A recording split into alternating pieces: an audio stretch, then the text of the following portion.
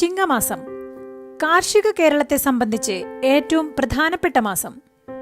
വിത്തും കൈക്കോട്ടും പാടവും പുഴയുമെല്ലാം സജീവമാകുന്ന കാലം. അങ്ങു ദൂരെ ഒരു ദേശത്ത് മറ്റൊരു കാലത്ത് ഒരു സസ്യശാസ്ത്രജ്ഞൻ ഉണ്ടായിരുന്നു.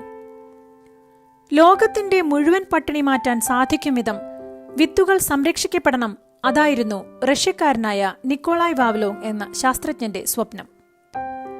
രാജ്യങ്ങളിൽ നിന്നും രാജ്യങ്ങളിലേക്ക് അദ്ദേഹം സഞ്ചരിച്ചു, വിത്തുകൾ കണ്ടെത്തി.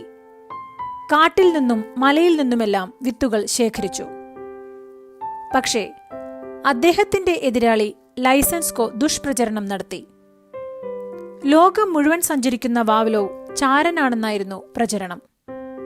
ഒടുവിൽ വാവ്ലോവിനെ അധികൃതർ 20 വർഷത്തേക്ക് തുറുങ്കിലടച്ചു. 1940 രണ്ടാം ലോകമഹായുദ്ധം. ജർമ്മനി റഷ്യയുടെ ലെനിൻഗ്രാഡ് കയ്യേറി. 900 ദിവസം ആ നഗരം ഉപരോധിക്കപ്പെട്ടു. ജനം പട്ടിണി മൂലം മരിച്ചുകൊണ്ടിരുന്നു.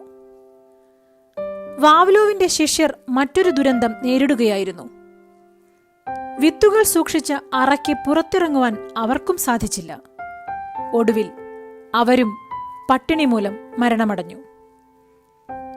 ആ ശിഷ്യർ മരിക്കുമ്പോൾ അവരുടെ ശേഖരത്തിൽ തൊട്ടരികിൽ ലക്ഷക്കണക്കിന് വിത്തുകളും പഴങ്ങളുമുണ്ടായിരുന്നു.